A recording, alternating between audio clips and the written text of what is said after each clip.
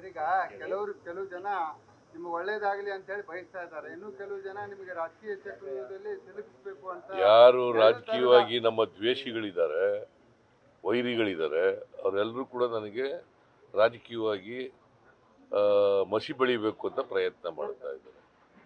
ಯಾರು ಪ್ರಾಮಾಣಿಕ ಸತ್ಯವಾಗಿದ್ದಾರೆ ಅವರೆಲ್ಲರೂ ಕೂಡ ನನಗೆ ರಾಜಕೀಯದಲ್ಲಿ ಶ್ರೇಯಸ್ ಬರಲಿ ಅಂತ ಹಾರೈಸ್ತಾ ಇದ್ದಾರೆ. ಸರ್, ಈಗ ನೀವು ಸುಳ್ಳು ದಾಖಲೆಯನ್ನ ಸೃಷ್ಟಿಸಿ ಜಾಗವನ್ನ ಲಪ್ಟಾಯಿಸಿರಿ ಅಂತ ಹೇಳಿ ಕುಮಾರಸ್ವಾಮಿ ಅವರು ಆರೋಪ ಮಾಡ್ತಾರೆ. ಯಾರು? ಕುಮಾರಸ್ವಾಮಿ ಅವರು. ಕೋರ್ಟ್ಗೆ ಹೋಗ್ಲಿ. ದಾಖಲೆಗಳನ್ನ ನಿಮ್ ಕಾರ್ನಲ್ಲಿ ಇಟ್ಕೊಂಡು ಓಡಾಡ್ತಾ ಇದ್ರಿ. ಹೋಗಿ ಹುಡುಕಿ ಈಗ ಕಾರ್ನಲ್ಲಿ. ಕುಮಾರಸ್ವಾಮಿ ಅಂತ ಸುಳ್ಳು ಹೇಳತಕ್ಕಂಥ ರಾಜಕಾರಣಿ ಇಡೀ ದೇಶದಲ್ಲಿ ಯಾರು ಹುಟ್ಟಿರಲಿಲ್ಲ. ಹಾಗಿದ್ರೆ ಜಾಗ ಯಾರ್ದೊಂದು ಹೇಳಿ ಅಂತಾರೆ ಸರ್. ಹಾಗಿದ್ರೆ ಜಾಗ ಯಾರ್ದೊಂದು ಹೇಳಿ ಸೇಮ್ ಅವರು ಅಂತಾರೆ. ಯಾರು? ಜಾಗ ಯಾರಿಗೆ ಸಂಬಂಧಪಟ್ಟದು ಅಥವಾ ಯಾರ್ದು ಭಾಮವದ್ದ ಅಥವಾ ಪತ್ನಿಯವ್ರದ ಅಂತ ಹೇಳಿ ಅಂತಾರೆ.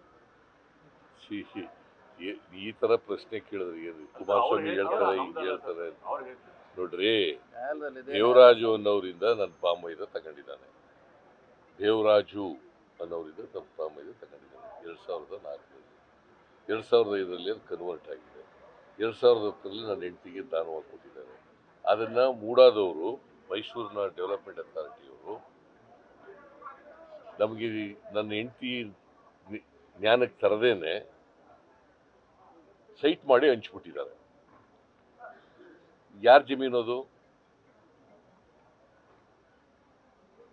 ಈಗ ಮಲ್ಲಿಕಾರ್ಜುನ ಕೊಂಡ್ಕೊಂಡಿದ್ದಾನಲ್ಲ, ಅದು ಡಿಸ್ಪ್ಯೂಟ್ ಇದೆಯಾ? ಕುಮಾರಸ್ವಾಮಿ ಜಮೀನು ಅದು ಡಿಸ್ಪ್ಯೂಟ್ ಇದೆಯೇನ್ರಿ? ಹಂಚಿರೋರು ಯಾರು? ಅದರ ಅಧ್ಯಕ್ಷರಾಗಿದ್ದವ್ರು ಯಾರು? ಬಿಜೆಪಿ ಅವರು.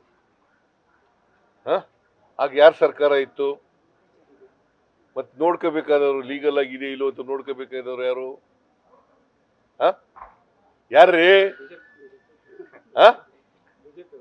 ಬಿಜೆಪಿ ಅವರು.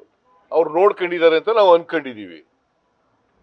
ಎಲ್ಲವೂ ಸರಿ ಇದೆ ಕಾನೂನು ಪ್ರಕಾರವಾಗಿ ಅಂತ ಅನ್ಕೊಂಡಿದೀವಿ. ಈಗ ನಮ್ಮದು 3 ಎಕರೆ 16 ಗುಂಟೆ ಹೋಗಿದೆ. ಅದಕ್ಕೆ ಎಷ್ಟು ಕೊಡಬೇಕು? ನಮ್ಮ ಜಮೀನನ್ನ ಅಕ್ವೈರ್ ಮಾಡ್ಕೊಂಡಿಲ್ಲ, ಡಿನೋಟಿಫೈ ಆಗಿರ್ತಕ್ಕಂಥ ಲ್ಯಾಂಡು. ಅಕ್ವೈರ್ ಆಗದೇನೆ ಸೈಟ್ ಮಾಡಿ ಹಂಚ್ಬಿಟ್ರೆ ಏನು ಮಾಡಬೇಕು?